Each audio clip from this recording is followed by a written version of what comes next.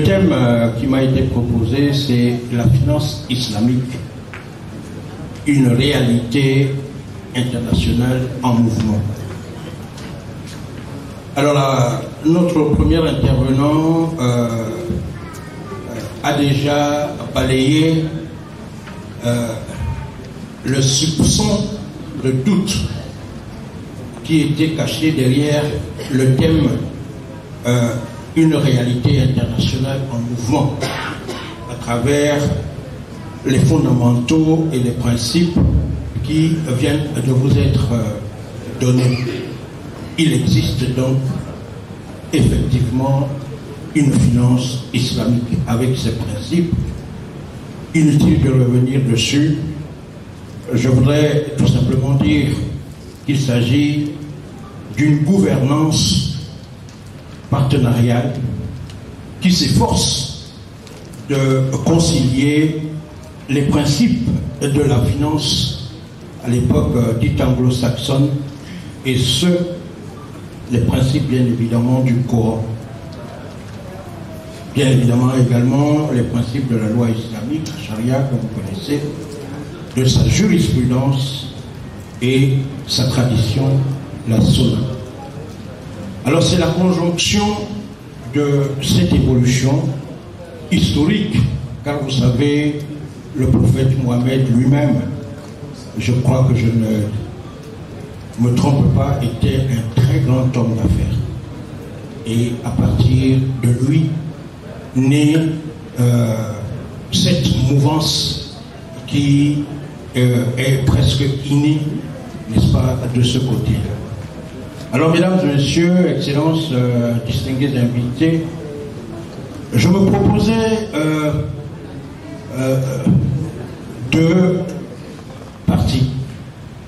Un peu, dans la première partie, je vais un peu questionner l'origine politico-stratégique de la finance islamique pour y découvrir certainement la source de sa réalité internationale. Et dans ma deuxième partie, la finance islamique au XXIe siècle comme un modèle alternatif, n'est-ce pas, à non seulement l'intermédiation financière, mais bien évidemment à la finance conventionnelle et traditionnelle.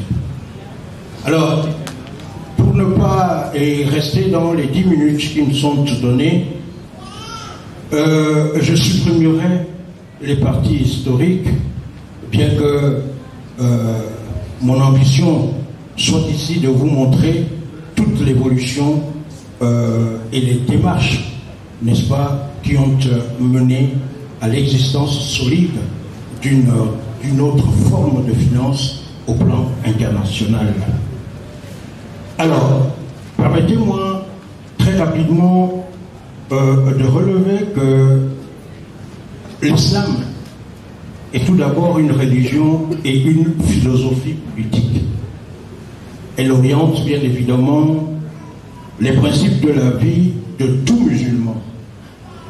Vous connaissez ces principes qui se traduisent dans la vie privée, la vie familiale, la vie sociale, étatique, et constitue donc le cadre normatif de la Oumma, c'est-à-dire la communauté musulmane.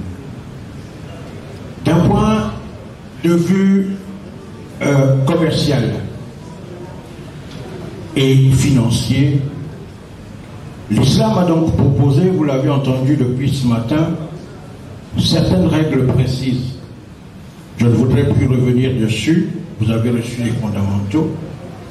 Il faut seulement retenir que la finance islamique se pense comme un compartiment de la finance éthique, par opposition à la finance délestée de toute référence à la doctrine axiologique.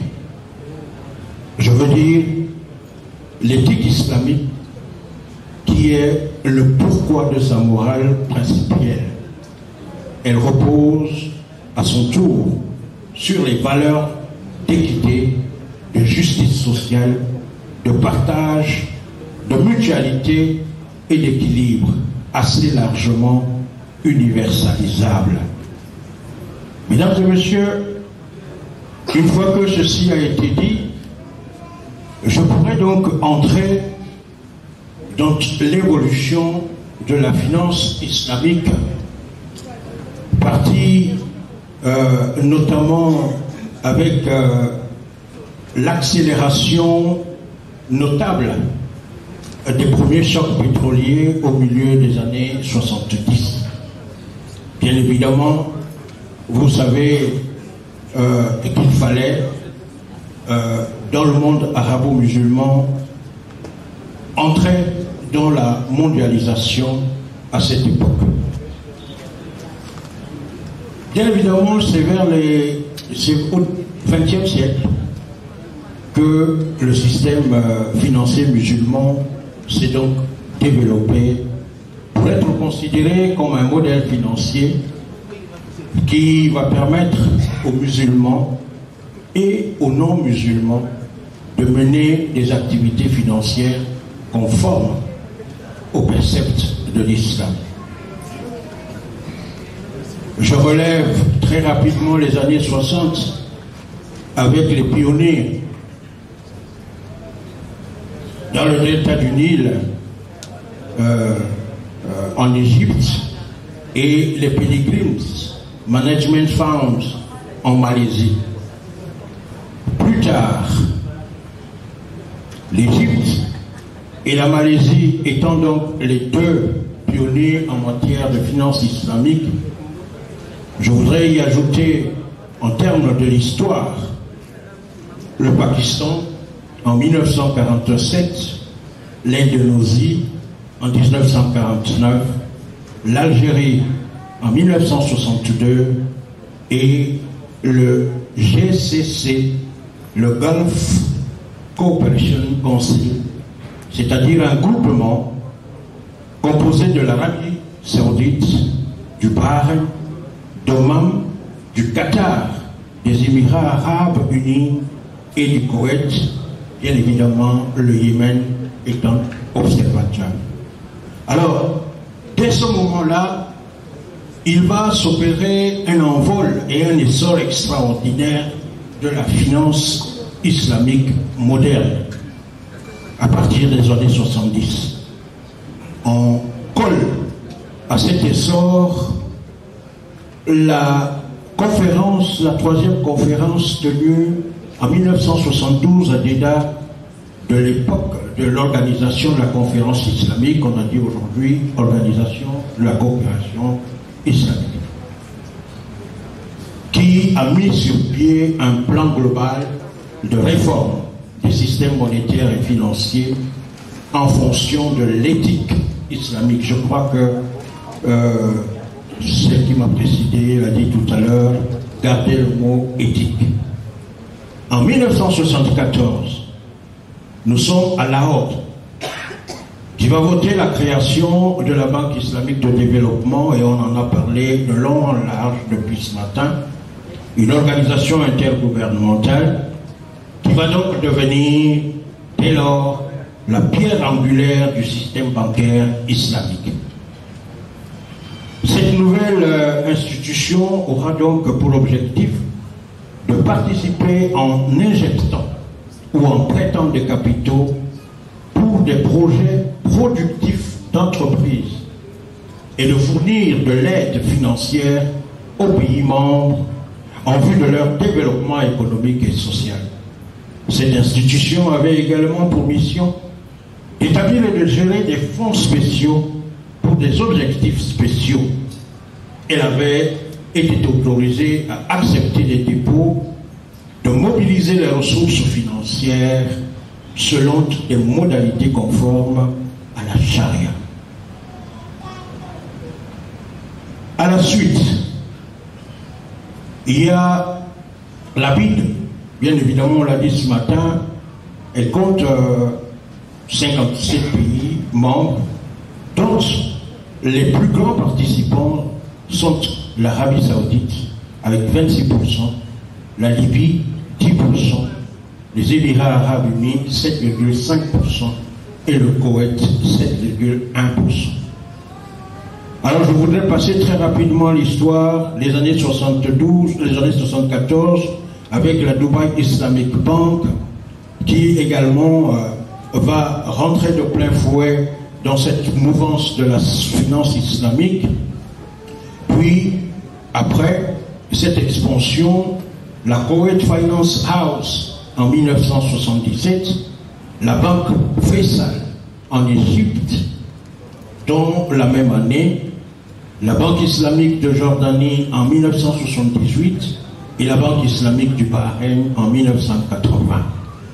Alors de plus, il va y avoir autour de cela un groupe de banques d'investissement spécialisées qui a été créé, notamment la société d'investissement Nassau en 1977. Cette société d'investissement basée à Sharjah et également, enfin, la Sharia Investissement Bank basée à Genève. Alors, voilà. La deuxième partie, n'est-ce pas, qui va vous montrer l'islam au XXIe siècle comme modèle alternatif. Je vais passer très rapidement dessus. C'est que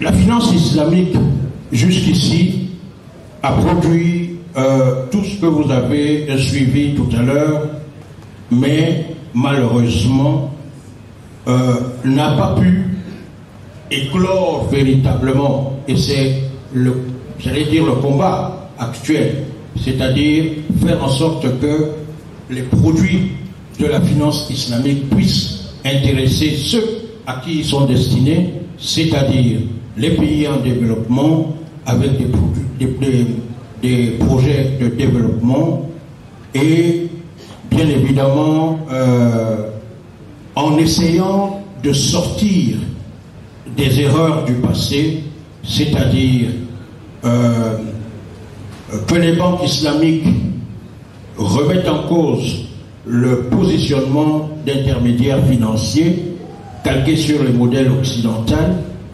et qui génèrent des modes de financement hybrides entre le prêt et l'investissement, que l'objectif stratégique de la finance islamique dépasse en effet le bannissement de l'intérêt, son but ultime devant être de participer au développement, à l'augmentation de la production des biens et des services, à la création d'emplois.